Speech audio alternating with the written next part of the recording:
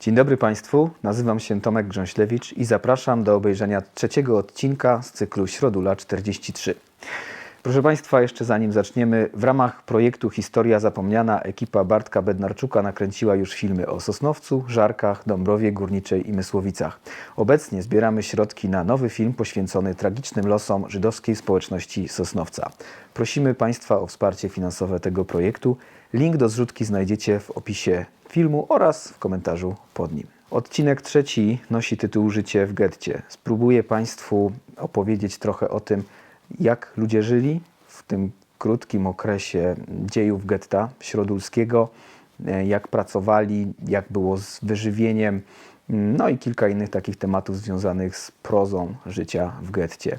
Na pierwszym slajdzie widzimy grupę żydowskich kobiet. Zdjęcie jest ze zbioru Muzeum Holokaustu w Waszyngtonie, no i jest podpisane właśnie jako zdjęcie z getta na Śróduli. Proszę Państwa, no właśnie, czy z getta? Chciałbym zacząć od kwestii pracy przymusowej i takiej teorii części historyków, którzy uważają, że o Środuli należy mówić bardziej jako o wielkim obozie pracy przymusowej, aniżeli jako o getcie jako takim. Jeżeli rozumiemy getto w podobny sposób jak getto warszawskie, łódzkie, krakowskie, to Środula czymś takim nie była. Przede wszystkim nie była otoczona ogrodzeniem, drutem kolczastym, murem, parkanem, płotem. Czegoś takiego na Środuli nie było. Co charakterystyczne, ogrodzenia pojawiają się w relacjach świadków tylko takich, które powstały wiele lat po wojnie. Czyli zdarzają się przypadki ludzi, którzy przeżyli Środulę i składając relacje tuż po wojnie, ani słowa nie było na temat żadnych płotów, ogrodzeń. Natomiast jeżeli pisali książkę wspomnieniową wiele lat później, w latach 90. czy 2000, no to niejednokrotnie się zdarza, że jakby te wersje wydarzeń zmieniali i wtedy opisywali, że przyjechali na Środulę po raz pierwszy i ich oczom ukazało się jakieś ogrodzenie, jakaś brama.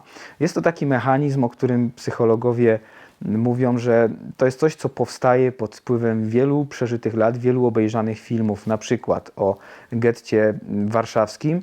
No i ten mur, to ogrodzenie po prostu się gdzieś tam w świadomości ludzkiej wówczas buduje.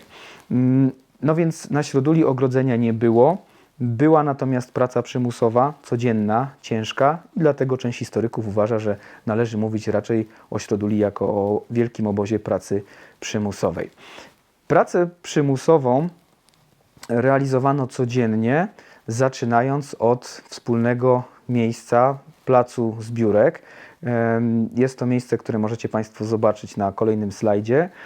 Zdjęcie przedstawia plac zbiórek, a w tle ulicę Okrzei, w trakcie wojny Zeilenweg. Na czerwono zaznaczyłem kamienicę Zamorowskich, znaną już z poprzedniego odcinka, w której mieścił się najpierw Judenrat i milicja, a później szpital. Natomiast tutaj na pierwszym planie jest niezagospodarowany wówczas plac, na którym codziennie rano zbierało się tysiące Żydów, którzy właśnie stąd wychodzili w asyście milicji żydowskiej do pracy. Ten plac w dniu dzisiejszym wygląda tak jak na kolejnym slajdzie. Widzimy tutaj park niedawno zrewitalizowany przy ulicy Okrzei, właściwie między Okrzei a Piotrkowską w Sosnowcu. No, w trakcie wojny był to właśnie pusty plac, na którym codziennie bardzo wcześnie rano zbierały się tysiące Żydów i stąd wyruszali do szopów, czyli warsztatów pracy przymusowej. Mamy sporo relacji na ten temat. W tej chwili oglądamy fragment relacji niejakiego Jakuba Neufelda z Żydowskiego Instytutu Historycznego.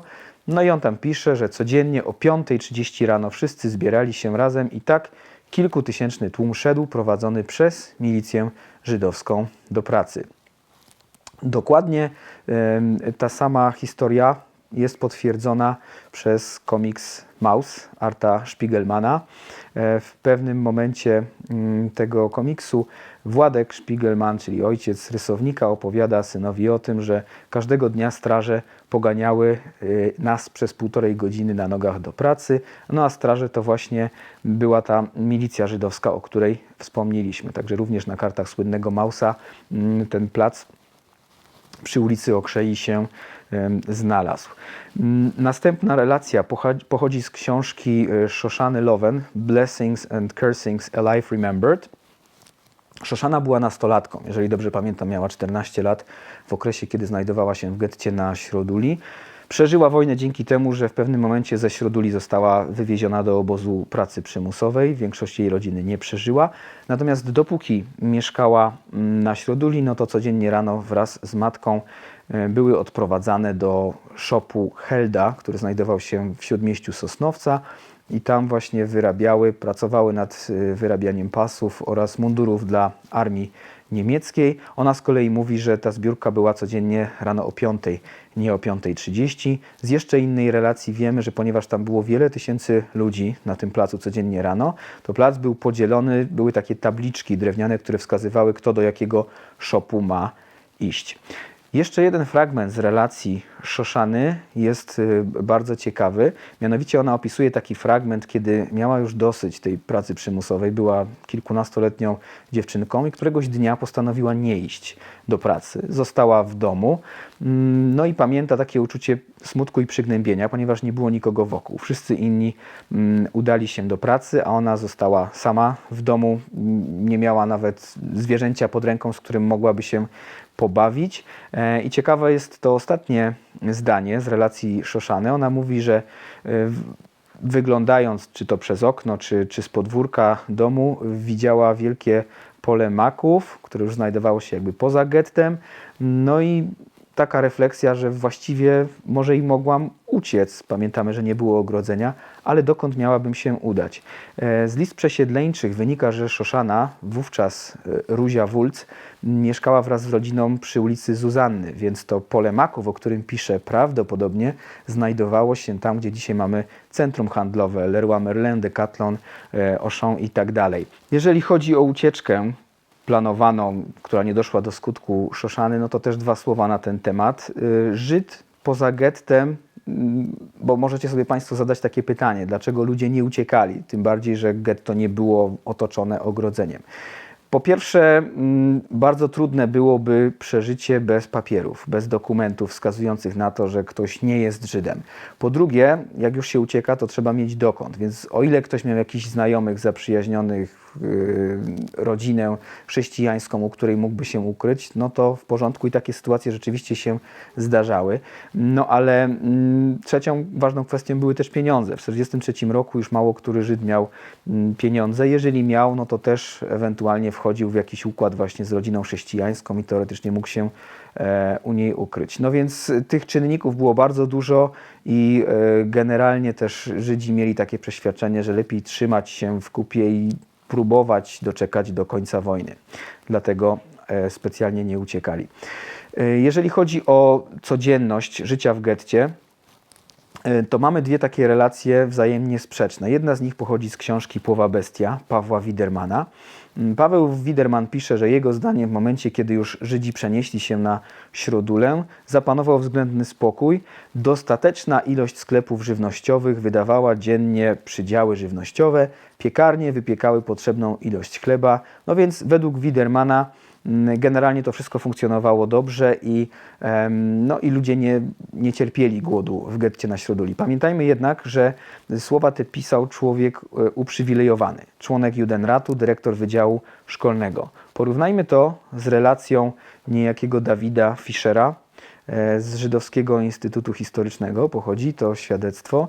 No i on mówi, że o ile faktycznie bogatsi urzędnicy Judenratu żyli we względnym komforcie, to biedota ginęła z głodu. Jaka była prawda? No pewnie prawdy było wiele, w zależności od punktu widzenia. Wiele jest takich relacji mówiących o tym, że Żydzi raczej byli głodni często, natomiast nie ma de facto specjalnie takich świadectw, w których czytalibyśmy, że ludzie ginęli z głodu na ulicach, tak jak to miało miejsce w getcie warszawskim, co znamy ze zdjęć czy z ujęć filmowych. Więc było biednie, ale raczej ludzie byli w stanie przeżyć. Kontynuując dalej wątek żywnościowy, chciałem pokazać fragment ciekawej relacji Abrahama Krakowskiego. który pisze o żywności tradycyjnej, mianowicie o macy. Wiemy, że maca i wypiek macy mają duże znaczenie dla Żydów i Krakowski mówi, że nawet w tym okresie getta, w okresie przedświątecznym, ryzykując życie potajemnie, również maca była wypiekana na środuli. Podaje również nazwisko konkretne, mianowicie właśnie według Krakowskiego macę wypiekano potajemnie w domu Szlamy Tornheima. Znalazłem nazwisko Tornheima na liście przesiedleńczej, z której wynika, że mieszkał przy ulicy Kurzzeile, czyli Krasińskiego 13. Więc jeżeli będą Państwo spacerować ulicą Krasińskiego na tym jej początkowym odcinku od strony Okrzei, no to można sobie wyobrazić, że właśnie tam potajemnie wypiekano macę. Kolejny wątek żywnościowy to jest fragment Mausa, jeden z moich ulubionych, ponieważ jest to taki wątek, który pokazuje, że nawet w tragicznych realiach, takich jak życie w obozie czy w getcie, ludzie mają wspomnienia, które wzbudzają w nich śmiech czy chociaż uśmiech. Zwróćcie Państwo uwagę na ten fragment. Władek Szpigelman opisuje synowi sytuację, w której jeden z jego kuzynów, milicjant żydowski, odciągnął go gdzieś tam na bok i mówi, że no, chodząc po domach wysiedlonych Żydów, zbiera jakieś, udaje mu się znaleźć czasami jakieś artykuły spożywcze, tutaj gdzieś trochę mąki znajdzie, tutaj cukru i jego żona, która jest bardzo zdolną kucharką, upiekła tort i jak chcesz, to ja ci mogę sprzedać. Władkowi Szpigelmanowi oczy się zaświeciły, wiadomo, życie w ciężkich warunkach, nie jest łatwo o chleb, a tutaj nagle przychodzi do niego kuzyn i proponuje tort, więc kupuje kilka kawałków tortu. Niestety okazało się, że do tortu zamiast proszku do pieczenia żona milicjanta dodała proszku do prania, w związku z czym całe getto się pochorowało. I zwróćcie Państwo uwagę, że Władek, opowiadając o tym bardzo przecież ciężkim okresie w życiu, oczy mu się śmieją na wspomnienie tego, a sam rysunek przedstawiający, jak to wszyscy się pochorowali w getcie, kojarzy się raczej z komiksami typu Siostrzeńcy Kaczora Donalda, prawda? Jest to taki układ rysunku, więc anegdotka wśród piekieł, że tak powiem. I jeszcze jedna historia związana z jedzeniem, również jest to relacja Abrahama Krakowskiego, który wspomina, że był wypadek, kiedy na ostatniej uliczce getta, niestety nie wiemy do końca jak to rozumieć, z której strony mówimy o ostatniej uliczce getta, w każdym razie Niemcy przyłapali tam Żydów na uboju rytualnym, więc widzimy, że nawet z narażeniem życia Żydzi starali się zachować swoje tradycje, obyczaje kulturowe i żywieniowe również. Ludzie radzili sobie z głodem na różne sposoby i tutaj z kolei wchodzi nam relacja Nate'a Leipzigera z jego świetnej książki The Weight of Freedom. Nate Leipziger wraz z żoną, nie z żoną, tylko z rodziną, mieszkał przy ulicy Wapiennej, Kalkzeile wówczas, Wapiennej 86 i opisuje sytuację, że takim jego oczkiem w głowie i dumą był ogródek, który założył i pielęgnował właśnie za domem. Pamiętajmy, że mówimy tu o okresie wiosny i wczesnego lata 1943 roku, no więc to był ten czas, kiedy faktycznie można było jakieś warzywa wyhodować i Nate opisuje, że udało mu się pozyskać nasiona i zasadził rzodkiewki, marchewki, sałatę, fasolę, groszek, buraki i nawet pomidory. No i jego ciężka praca przynosiła efekty, rodzina mogła korzystać i cieszyć się z rzodkiewek i sałaty. Pewnie wyhodowałby więcej, gdyby nie to, że brutalnie nastąpiła akcja likwidacyjna.